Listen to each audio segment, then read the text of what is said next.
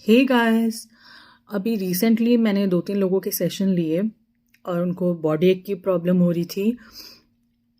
और देखिए, 2 तरीके की प्रॉब्लम होती है। एक तो फिजिकल प्रॉब्लम होना जिसमें वीकनेस रहना, जॉइंट्स में पेन होना, अच्छा नहीं लगना, और एक होती है जिसमें कि जो हमारे थर्ड आई सिम्टम होते हैं, जिसमें कि हमको कुछ दिख रहा है या फिर हम कुछ फील कर रहे हैं अपने आसपास।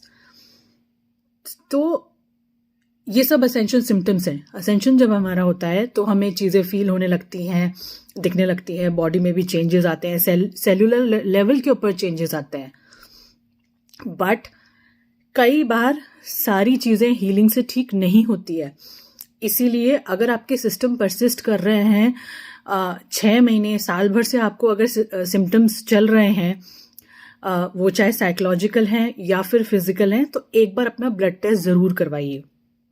अगर फिजिकल सिम्टम है, पेन है बॉडी में किसी तरीके का जो कि बहुत समय से है, आपने सब कुछ ट्राई कर लिया, तो आप गूगल पे जाइए, लिखिए थायरोकेयर नियर मी, वो आपको थायरोकेयर सेंटर्स बता देगा, या आसपास कहीं भी जाकर के एक बार अपना फुल बॉडी चेकअप करा लीजिए, जिसमें विटामिन डी और आपका आयरन और थायराइड। क्योंकि अगर एसेंशियल सिम्टम है, फिर क्या हम क्लियर हो जाएगा हमको कि अगर और कुछ प्रॉब्लम नहीं है, शुगर ये वो, तो फिर हम इसी के ऊपर और काम करें, हीलिंग के ऊपर। पर अगर अंडरलाइन प्रॉब्लम है, मोस्ट प्रॉब्ली विटामिन डी कम निकलता है या फिर आयरन कम निकलता है, यही प्रॉब्लम होती है, तो वो तो फटाफट से गोली लेने से बहुत जल्दी ठीक हो जाता है, इंजेक्शन या गोली लेने से। तो फालतू क्यों सफ़र करना। तो आई डोंट नो ये वीडियो किसके लिए है। मैंने 2-3 लोगों से जब सेशन पे बात करी और मैंने सुना कि लोग यूं ही सफ़र कर रहे हैं बिना किसी रीज़न के। मतलब वो तो चेकअप कराने के बाद में ठीक हुआ जा सकता है।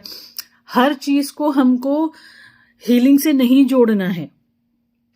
ओके, कोई भी सिम्टम है तो ये हीलिंग के कारण हो रहा है, तो वो कुछ समय में चला जाना चाहिए। अगर वो सिम्टम परसिस्ट कर रहा है तो एक बार अपना फुल बॉडी चेकअप कराइए। और अगर मेंटल सिम्टम्स भी ऐसे हैं कि आपको बहुत समय से एंटिटीज दिख रही हैं, या नींद आने में बहुत समय से प्रॉब्लम हो रही है, या हेलुसिनेशंस हो रहे हैं, तो मैं नीचे अपने डॉक्टर का नंबर दूंगी, या तो कमेंट में, मोस्ट प्रॉब्ली कमेंट में ही दूंगी। वो साइकेट्रिस्ट हैं, आप उनसे बात कर सकते हैं।